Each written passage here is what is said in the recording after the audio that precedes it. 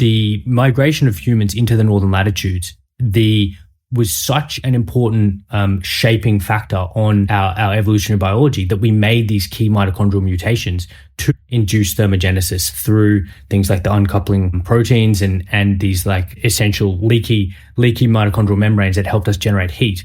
So I think that and this is most people in Australia from a northern European ancestry, is that cold would have, of course, was part of their history, because reproduction happened above the 50th latitude. Those women would have been cold. They would have fallen pregnant cold. They would have carried their baby cold. So, and when we think about this, what else do you have to do when there's 23 hours of darkness? You know, you cuddle up with your loved one, and 9 months later, right? And then we're thinking about today's day and age and the kind of experimentation that I'm going to be pretty you're going to confer what I'm saying, is that, all things have been advised for women during the third trimester of pregnancy, particularly in the last 4 years. And to say that that's okay, but potentially having some environmental temperature exposure in cold is not appropriate. I think we need to really think critically about that. The point about heat is well taken, however, and we do know that there's an association with neural tube defects that is potentially something that should be avoided during the first trimester. That makes sense to me. But cold seems interesting and potentially appropriate for metabolic health reasons, but perhaps other reasons too. I wanted to ask you about this what your thoughts are on the evolutionary role of the sequence of exercise followed by cold, and the fact that if we do our exercise first, in men, we're not seeing these benefits. I was talking to a friend about it, and it's something like if you fall into a cold river and then you wrestle a grizzly bear, you get a big squirt of testosterone. But if you fight the grizzly bear and then you fall into the river, your body's like, sorry, mate, game over. Like, what's your thought on this? I don't have an explanation for it. And it's not exhibited in women. That is, women will get an immediate testosterone boost, at least according to the one saliva study that has measured this, from cold stimulation. And it doesn't even have to be whole body. You just do the cold pressor test. So you take the non-dominant hand and you put it in a bowl of ice water, and the women get an immediate testosterone boost, and it's probably coming from the adrenal glands. But men, the opposite can happen. And I've, kind of dreamed on this because sometimes I give my brain problems to think about before I go to bed. That's a grad school thing. Probably nobody else does that, but I was struggling at that time when I figured that out. And then in the morning, I wake up with an answer. The testes are supposed to be cooler than the rest of the body. This is why they exist outside the body. But that doesn't mean they're supposed to be frozen, Max. It may be that you need the exercise, that the man needs the exercise, not a lot of exercise, but some exercise to stimulate that luteinizing hormone production, to stimulate that testosterone production for purely like thermochemical reasons. I'm not a biochemist or an organic chemist. I'm a physical chemist because my chemistry is the environment, in particularly water chemistry. And you have a much better understanding of what's going on inside the body. Because I'm an engineer, I build the machines, that create the environment for the body. And I think you give us a couple of years of conversations like this and working together, and we're gonna make a lot of progress on why is the order so important for men. But right now, I don't have a good reason. I just have a lot of data that says it makes a big difference. Everybody online who hasn't already heard of Craig Heller's studies on heat extraction during exercise at Stanford, where he gets this huge performance boost. Peak muscle power output goes up. Endurance goes up. Anybody who's read the literature on pre-cooling, those people, they're up to speed and they understand that mitochondria shut down when they get too hot. And this is to protect them from the damage of reactive oxygen species. Fatigue happens in your body to prevent mitochondrial damage. This is a wonderful sort of in everyone except David Goggins. This is a wonderful protective mechanism. It's much easier to sustain physical exercise in the cold weather than it is in the hot weather because you don't have to worry about the heat buildup so much.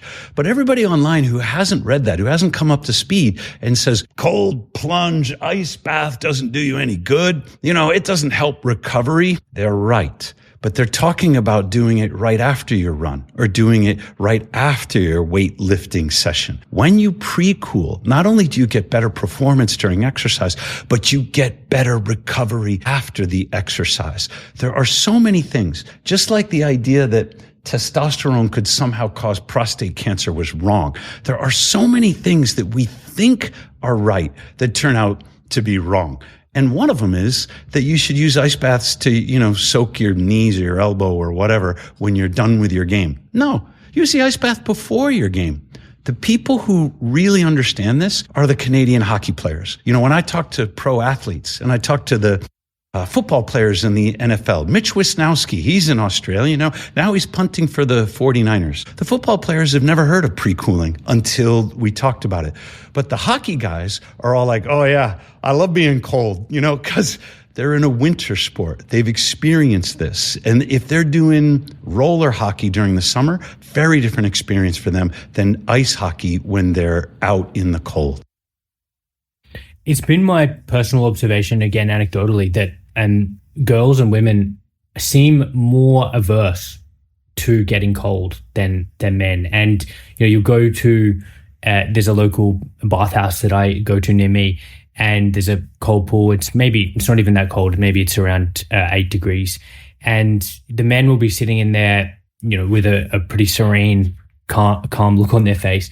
And, the girls will dip a toe and just walk the other way, or get in and they'll be in for 20 seconds and then they'll be like, okay, I'm done. What's your comment on this? And maybe it's in my thought, it's sometimes it feeds into this idea that maybe it's a misconception that women shouldn't get cold or women can't benefit from cold. And what are your thoughts? That is a misconception. You're really setting me up for accusations of sexism here, Max, and I'm going to do it anyway. Stacy Sims, she's an American who studied, I think, in New Zealand, but maybe it was Australia. She went on the Huberman Lab podcast, and Stacy Sims is famous for training female ultra athletes. You want to do a triple triathlon or whatever they're called. I don't know. It's not my field. Stacy Sims is the right person to talk to for women because she's out on that extreme performance edge.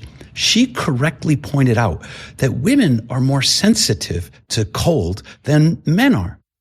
She also, at least in some of her writing, points out that women respond to cold training faster than men. And so because we know women are more sensitive than men, we might jump to some conclusion that, there's some genetic underlying, sex-associated predisposition. But when we see them respond to training faster than men, that contradicts the idea that there are really these strong genetic differences, and it suggests that maybe men are just getting more cold in general. Women are less tolerant of the cold because they don't routinely get as much cold exposure, whether that is having an outdoor job.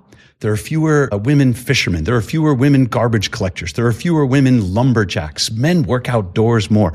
Or maybe it's because, men are going outside on Thanksgiving and playing touch football in the backyard or whatever it is, we do in the United States. It may be an artifact of behaviors that are associated with these typical gender roles. And I'm saying that because the women will respond to cold training or to cold exposure with faster adaptations than the men will. So the idea that women and girls shouldn't get cold is a misconception. And I want to draw maybe on your personal experience. I don't know if you have a daughter, but I have 2 sons and a daughter. When they're young, when they're prepubescent especially, but really they could be teenagers and they're running around. My kids want to go in the ocean. They don't care if it's May and the ocean is freezing. They want to play on the beach, They want to go out in the winter and they want to make snowballs and snow forts and stuff. I never saw my daughter come in and say, I can't keep up with my brothers because it's too cold out. There are no differences at that age. And so this is why I think some of this stuff is trained drained later. When your date is in dress and heels, you're not going to take her on a long walk after dinner or something. But men don't think twice about, let's head outside compared to women. And it's possible by the time they get into their mid or late teens that these sort of different levels of exposure have created population level or statistical differences that don't really apply to individuals.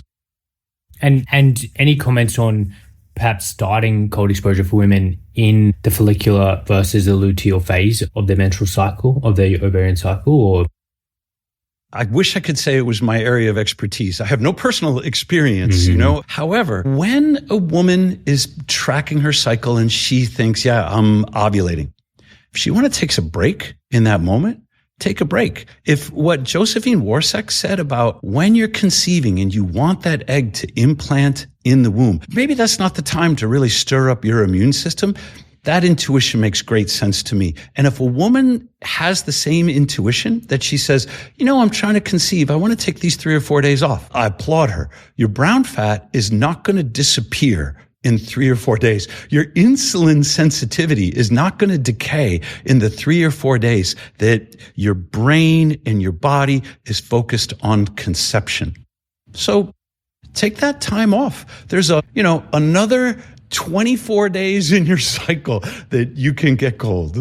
Yeah. And really what I say to my members is be cognizant and mindful of how many hormetic stresses that you're trying to derive benefit from in your lifestyle at that moment. And if you're stacking cold exposure onto some, a more extreme time restricted feeding window, and you're stressed and you've got emotional stress and you've got work stress, it's just, let's pare it back. So you are really going to need your sleep. Yeah.